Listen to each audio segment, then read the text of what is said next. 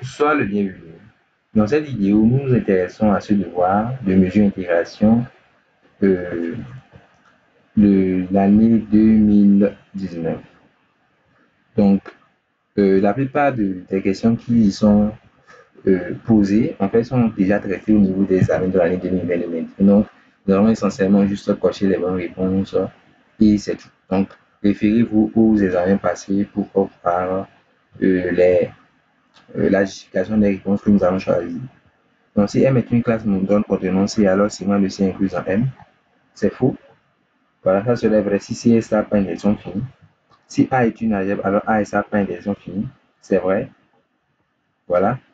On pourra même dire que A est stable par différence symétrique ou bien par intersection dénombrable.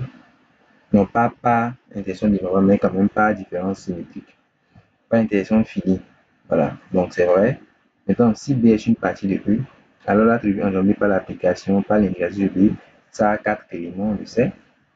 Voilà. Si on prend les A1 à N, une partition de E, alors la classe A est une tribu sur E, c'est vrai. Si F est une application mesurable, alors F est limite uniforme d'une suite de fonctions étagées, bah c'est faux parce qu'il faut que F soit mesurable et bornée pour le dire.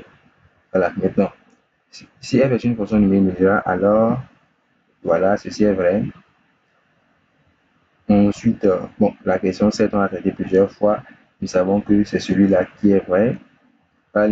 Si on prend E a un espace mesurable, il y a une suite dans A, alors c'est que l'indicatrice du produit serait le produit des indicatrices.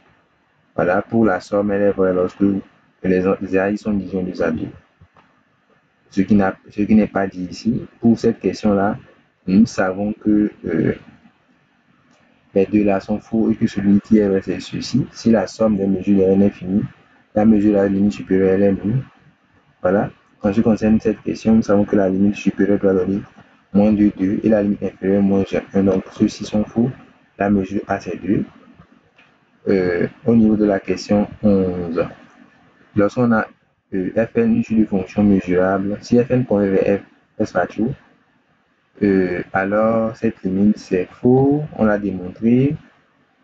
Ceci aussi est faux. Donc, c'est celui-là qui est vrai. L'application qui a F associe l'intégrale de la valeur sur F demi. On sait que c'est une norme sur l'espace F1 droit, pas sur l'espace L1 rond. C'est faux. Si F est mesurable, alors G est intégrable, c'est faux. Si on avait dit que si F est intégrable, ça serait vrai. Donc, ceci est faux. Ce qui est vrai, c'est lequel. Bon, ici, la mesure lambda doit donner normalement 0, ce qui veut dire que celui-là est faux. Mais celui-là, il est vrai. Voilà, on l'a démontré d'ailleurs. Nous, la question 14, on a vu que le théorème de Tonelli ne s'appliquait pas, que la somme donne 1 sur S ou X plus 1, pas 1 sur S ou moins X point 1. On a vu que la bonne réponse est juste le fait que la somme des Fn est différente, la somme des intégrales de Fn est différente de l'intégrale de la somme de Fn, c'est ce qu'on avait vu. Et pour cette intégrale, on a vu que l'intégrale convergeait et donc que sa valeur c'était après calcul 1 sur 1 plus alpha carré. Donc voilà, essayez de vous référer aux examens passés pour, voilà, pour voir la justification de ces réponses. À la prochaine.